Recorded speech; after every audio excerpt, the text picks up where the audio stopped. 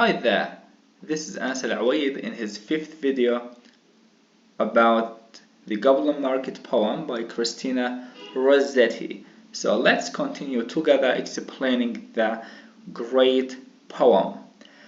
In the previous video I have said that Laura, she came back to her home, and her sister Lizzie met her at the door, and she confessed to her sister that about her eating of the fruit, right?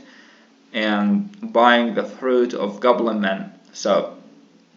And we also say that Lizzie started to be sick and ill after eating the fruits, but still she is able to do her duties at home, like taking care of the cows and milking them, fetching honey and doing this domestic works, right? And now we are in the climax of this poem, in the 5th video about the Goblin Market, and now I will continue explaining. I will read and I will explain. I will simplify the lines and the ideas if there is any. At length slow evening came, they went with pitchers to the reedy brook, Lizzie most placid in her look, Laura most like a leaping flame, they drew the gurgling water from its deep. So we see that Laura is getting worse day after day, right? And Lizzie is okay, because Lizzie, she might be ill or she might be sad about her sister, but she doesn't have any problems regarding to herself, right? So they drew the gurgling water from its deep. Lizzie plucked purple and rich golden flags, then turning homeward said, the sunset flushes those furthest loftiest crags. Come, Laura, not another maiden lags, not wilful squirrel wags. The beasts and birds are fast asleep. But Laura loitered still among the rushes and said the bank was steep. So we see that Lizzie, as we say that she is careful and she is adult, she is warning her sister that, Laura, we must not stay here. We must go. It's getting late and it's not good for us as maidens, as girls, to stay out at night. There is danger. But Lara is not really convinced. Lara wants us to stay and she wants us to eat more fruits because she had eaten them before. She has eaten the fruits before, and it is like a drug. So in these lines the idea is we have contrast between the two sisters. Lizzie is happy and Lara is sad because she ate the fruit and she can't find them no longer. And it some kind of it's like signifies the power of drugs, like addiction on drugs or smoking or hookah. It can also be biblical, like getting used to sin. Yes, and it can be, because it's, as we said, if we look at these lines through biblical themes, Lara must represent us to Eve, and the offspring of Eve, they are used to sin, and if you sin one time, it will be easier for you to sin another time, right? So as I said, the poem is so confusing, and as a student, when you write in your exam, you can, if there is if the question is analyzing question, you can analyze and you can write your opinion that you think is right according to your thoughts, but you have to use quotations from the poem while explaining and in order to support your ideas. Okay, so we will continue reading. And say the hour was early still, the dew not fall and the wind not chill, listening ever, but not catching the customary cry, come by, with its iterated jiggle of sugar-baited words.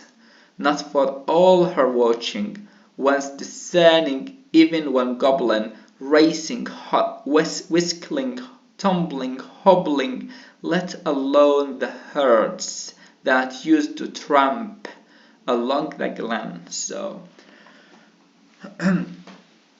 I mean, after now they stayed in the forest for a long time, Lizzie and Laura, but Laura can't listen, or she can't hear the customary cry, which is the calling of the goblins, the calling for selling their fruits. Laura is not able to listen this calling anymore because she got sick after eating the fruits, and that happens to every girl after she consumes this poisoned fruits. Okay, after eating the fruits, girl cannot listen the goblin, and they cannot taste the fruits once again, right? So yeah, that used to tramp along the glen in groups or single, of brisk fruit merchantmen, till Lizzie urged, "Oh, Laura." Yeah, is there anything that I have to say here? So, as I said here in these lines, Laura cannot find or see goblins anymore, nor hear their usual voice or see their fruits. And now she is heartbroken because she is now like Jenny. Who is Jenny? Jenny is the girl that we are informed about her in the poem. She ate the fruits of goblin and she found the fruits no more. She got ill and she died, and she has no grass upon her grave, which means she died without having children, without offspring. Okay, so like Jenny, who were abandoned by the goblins after they done with her. What they done with her, we don't know. So now she is an ashamed fallen woman figure in Victorian culture. She is left by her prostitute, right? Jenny. We are talking about Jenny. Now we will see what is going to happen. We have Lizzie urging her sister and warning her about the situation. So till Lizzie urged, "Oh, Laura, come. I heard the fruit call, but I dare not look." So Lizzie can hear the goblin men calling for their fruits, but she dare not to look. She is afraid. She is so careful, and she does not want to look at the goblin men because she knows how dangerous they are. So you should not loiter longer at this brook. Come with me home. The stars rise, the moon bends her arc. Each glowworm winks her spark. Let us get home before the night grows dark, for clouds may gather. For clouds may gather, yes, because at night there will be danger. Okay, there will come beasts and goblins and all these evil creatures who is a threat for girls. So though this is summer weather, put out the lights and drench us through. Then if we lost our way, what should we do? So we must not lose our way. Okay, we must not be fallen women. Laura turned as cold as a stone. Now Laura, this foolish girl, she is so afraid. Why? To find her sister heard that cry alone. As I said, Laura can't hear the cry, and she is so surprised and she is so afraid about the fact that she can't hear the cry and her sister is hearing the cry. So she doesn't want her sister to fall like her. That goblin cry, "Come buy our fruits, come buy." Must she then buy no more such dainty fruit?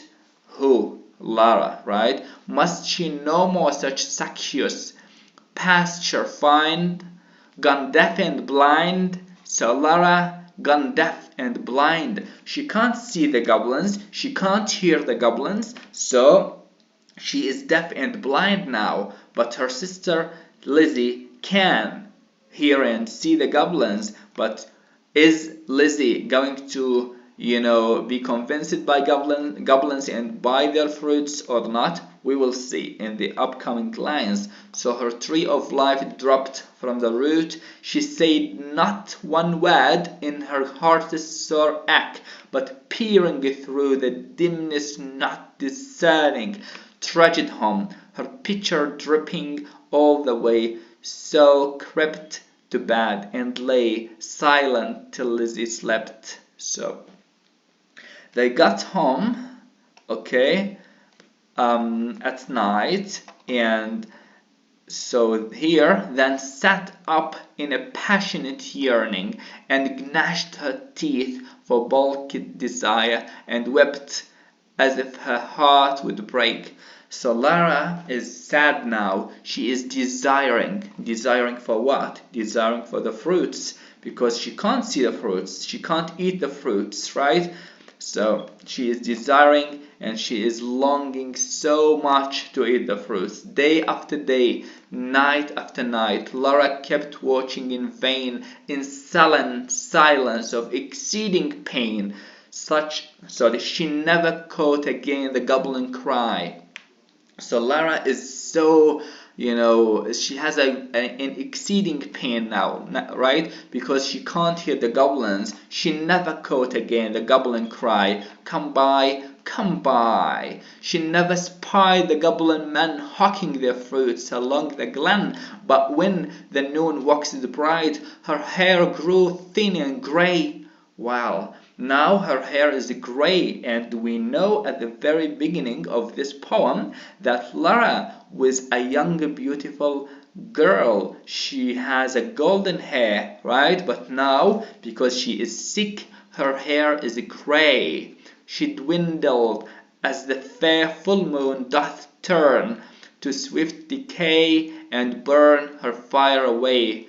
She is decaying now. She is losing her beauty, her purity, everything good about her, right? Lara. I'm really sad for Lara. So in these lines again, one day remembering her kernel stone, we remember that when Laura ate the fruits of the goblin man, she took a seed with her, a kernel. Kernel means a seed, right? And she brought the seed home with her. So now she remembered that she had a seed. She might have brought this seed with her home in order to suck her after, when she want to eat these fruits. So she set it by a wall that faced the south, dowed it with tears, hoped for a root, watched for a waxing shoot, but there came none. It never saw the sun, it never felt the trickling moisture run, while with sunk eyes and faded mouth she dreamed of melons as traveler sees false waves in desert drought. So false waves in desert drought. What does that mean?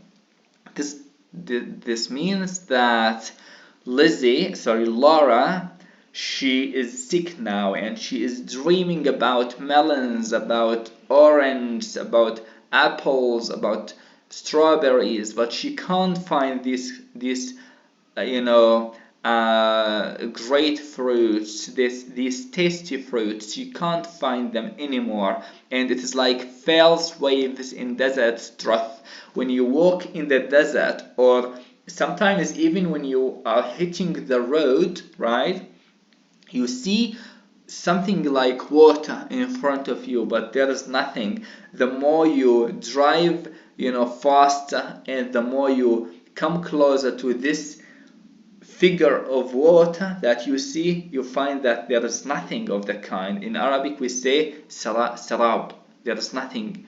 you just imagine that there is water, but there is nothing. And this is exactly like Laura's dream now, right? With shade of death-crowded trees, and burns the thirstier in the sandful breeze. Well, in these lines, Laura is in a bad situation, and her hair is not golden as it once was. It is gray now, like her mood. So Laura's mood is also gray and sad now. Her situation, her psychological, situation is so bad. She lost her peace in mind, her tranquility and pureness. So the kernel, which means seed, is not able to grow. This suggests that Laura cannot be a mother. She is a fallen woman. So we say that Laura took a seed with her, a kernel with her, to her home, but she watered this kernel with what? With her tears. She cried over this seed in order to grow, but the seed didn't grow. So this means, metaphorically, that Laura, after she lost her pureness, now she is not able to get married. I mean, no one is going to wed her or marry her, so she can't be a mother because the seed that she has is not able to grow, right? You can imagine the idea with me, I guess. So, I read that lines, yeah. So she no more swept the house, tended the fowls or cows, fetched honey, kneaded cakes of wheat, brought water from the brook, but sat down listless in a chimney nook and would not eat. So Lara is now, she is not able to do her duties as she used to. In the previous video, we said that Lara wakes up in the morning and she goes with her sister. They milk the cows and they bring the honey from their farm, and they do their these stereotype or these domestic works. They do them. But now she is sitting at home. She is not able to do anything. She is literally, sorry, she is literally dead. Although she is alive, she can't do anything. She is sick. She is longing to eat fruits again, but she can't find them. So yeah, I think that Christina Rossetti in this poem is highlighting the idea that, she is talking about these fallen women who were, who were raped maybe, or who were deceived by men, by foreign men like goblins, that she is trying to help them through this poem, because they are fallen. And we can also consider that Lizzie is just like Christina Rossetti, the writer of this poem. Lizzie, in the end of this poem, I don't want to tell you the events now, but anyway, Lizzie is going to help her sister and to save her by self-sacrifice. So, through women's solidarity, they can help a fallen woman to be a normal woman who can marry and who can have children and a normal life. Because in the Victorian age, for a woman, she must get married because she has no occupation. If she does not have a husband, then how is she gonna live? She can't live without a husband, because her husband is going to take care of her. He is going also to save her and her children. So not having a husband back then were just a dilemma for women. So that's everything I wanted to talk about in this video. I hope that I will continue explaining the poem for you in another videos. So please subscribe in the channel and like the videos. That will support me and that will urge me to do more videos for the students. So be blessed. Goodbye.